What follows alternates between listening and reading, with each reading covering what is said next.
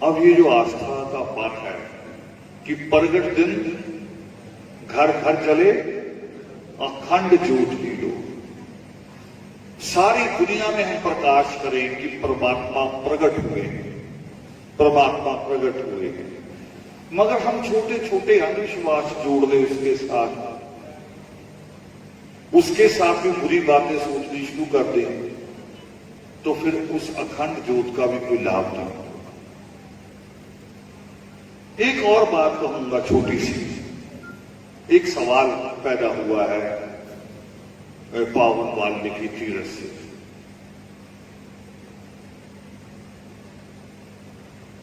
और धीरे धीरे आप लोगों के बीच में आएगा। और हम इंसाफ पसंद नहीं है, हम इंसाफ नहीं करते। हम क्या करते हैं, मैं क्या करता हूं कि मेरा दोस्त किधर को जा रहा है, मेरा बाप किधर खड़ा है, जिधर मेरा बाप खड़ा मैं भी उधर ही खड़ा हो जाऊंगा। ये इंसाफ नहीं होता। इंसाफ होता है कि मैं यहां से पूछूं, ये ईश्वर ने दिमाग दिया क्यों? ईश्वर ने क्यों दिमाग दिया? दुनिया पहले सोचा करती थी कि सूरज घूमता है और धरती खड़ी है, मगर आज बच्चों को पता है कि धरती घूमती है। बाइबल में लिखा है कि धरती चपटी है। अब नए पेज बदले उन्होंने। जो पुरानी बाइबल है, असली बाइबल, उसमें लिखा है कि धरती सीधी है, प्लेन, बर्फी की तरह।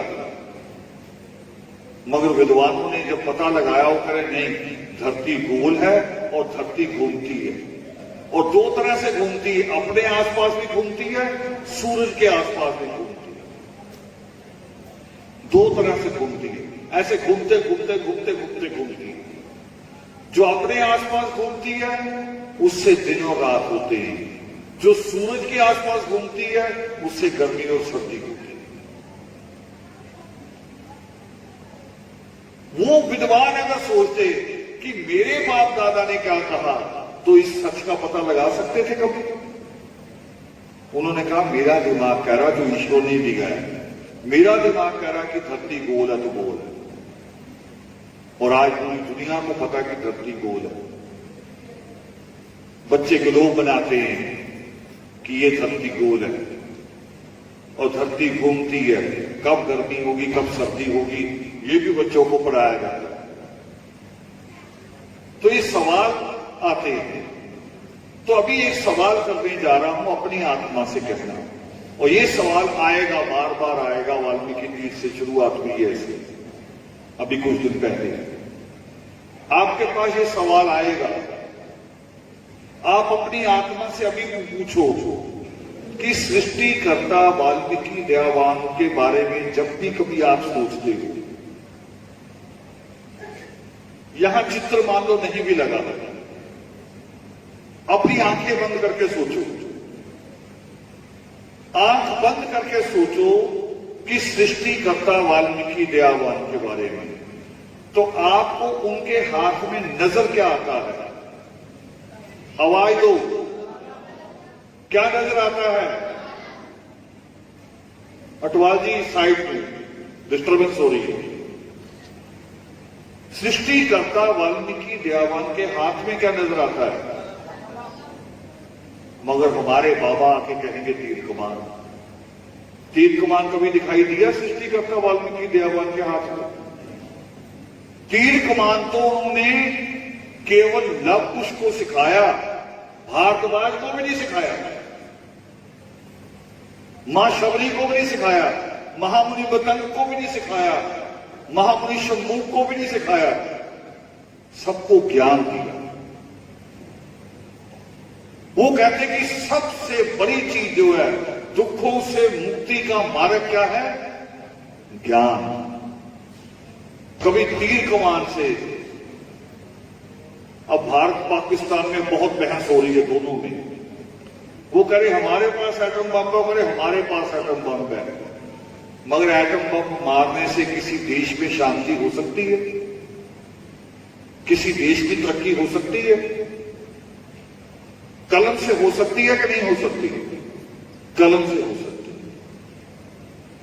सृष्टिकर्ता वाल्मीकि दयावान को जितनी बार भी हम याद करेंगे जितनी बार भी हम देखते हैं उनके हाथ में कलम नजर आती है, मगर हमारे बाबा प्रचार करते फिर रहे हैं तीर कमान तीर कमान। चलो बाबू ने तो तीर कमान शुरू किया, फिर भी तीर कमान कहीं एक जगह तो था। तीर कमान लाकुश को तो सिखाया था ना, एक जगह तो है, मगर वाल्मीकि तीर पे गुल्ली डंडा आ गया, वो पता नहीं किस कौन ले आया। गुल्ली डंडा खेलते हुए लवकुश को किसने देख लिया? आपने सवाल किया कभी अपने आप से? आप भी जानते होती हो, देखते हो कि यही चलता, आप भी कहते यही चला दो। यहां से सोचो, यहां से काम नहीं लेते आप डरते हो वहां जाके भी कि सवाल करने से शायद ईश्वर नाराज ना हो जाए। ऊपर मूर्ति लगी इतनी बड़ी, नीचे गुल्ली डंडा रखा, और मैं नहीं रखूंगा तो ईश्वर नाराज ही ना हो जाए। भारतवाज सवाल करने गए थे परमात्मा के आगे, और एक सवाल नहीं किया था, हजारों सवाल किए थे, और ईश्वर ने सारे जवाब दिए, सारे जवाब।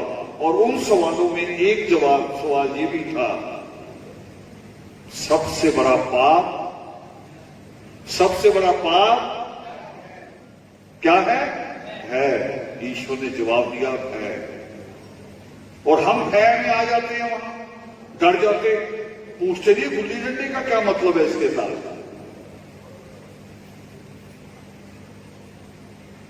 हम अपने धर्म को लेके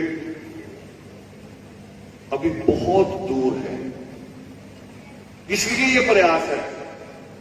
आज का जो प्रयास है, ये आज से 12 दिन बाद वाल्मीकि प्रकट दिवस वाले दिन भी हो सकता था, मगर वाल्मीकि प्रकट दिवस वाले दिन आप खुशियां मनाते हुए घूमते होना भी चाहिए। अपने घरों से प्रसाद की थाली सजा के जाते हैं मंदिर में, होना चाहिए। मगर उस दिन ऐसे बैठ के मैं नहीं आपके बीच में आ सकता था, ये बात नहीं हो सकती। मैं उस दिन दार्जिलिंग रहूंगा, बहुत दूर।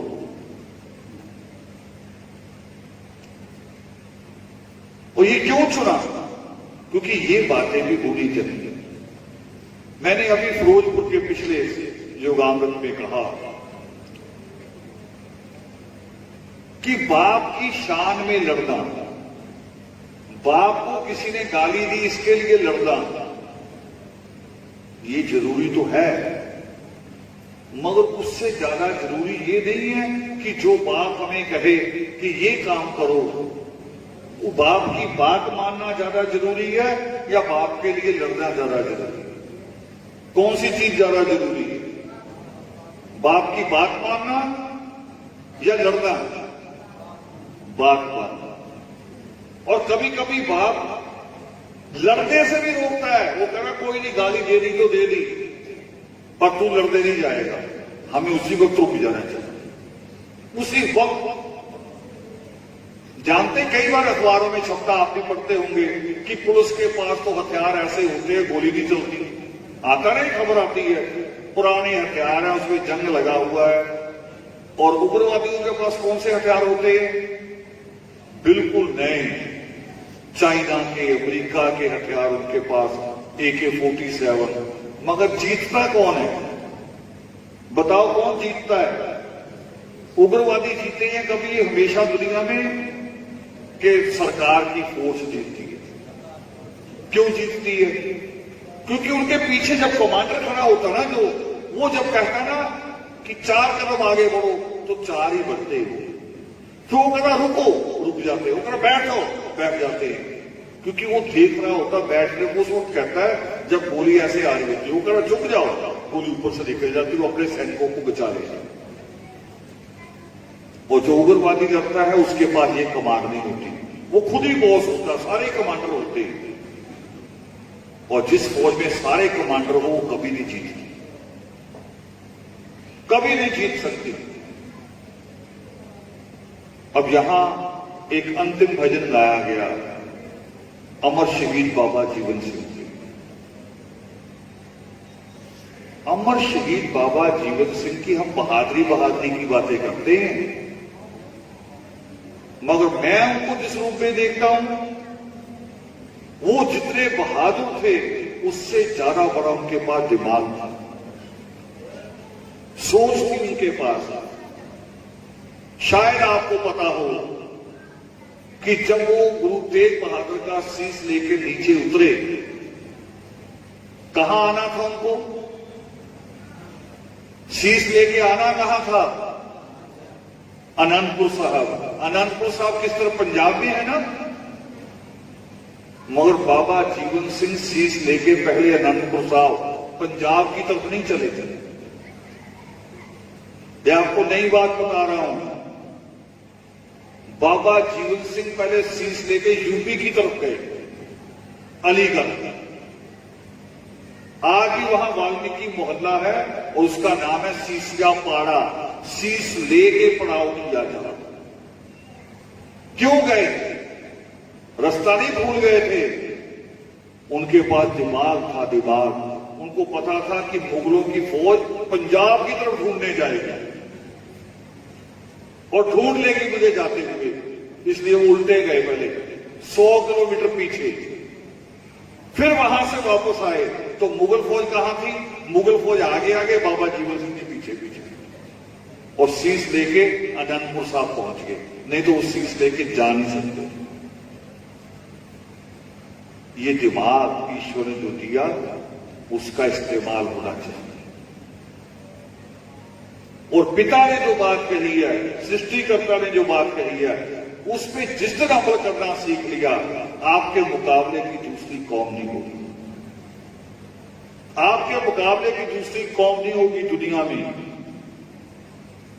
आप वो कौम है जिस कौम के शूरवीर ने अपने पिता का शीश काट के, बाबा जीवन सिंह ने अपने पिता भाई सदानंद का शीश काट के गुरु तेग बहादुर के शीश की जगह रखा।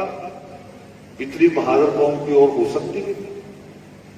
और वो पिता भी तैयार कर रहा, मेरा शीश यहां टांग दे, तू एक शीश ऐसे टांग के जाएगा तब ले जा सकता दूसरा शीश। ये नजर आना चाहिए। इतनी बहादुर कौम है आप, सिर्फ एक ही कमी है, ज्ञान की, शिक्षा की। जिस दिन ये कमी पूरी हो गई, दुनिया में आपका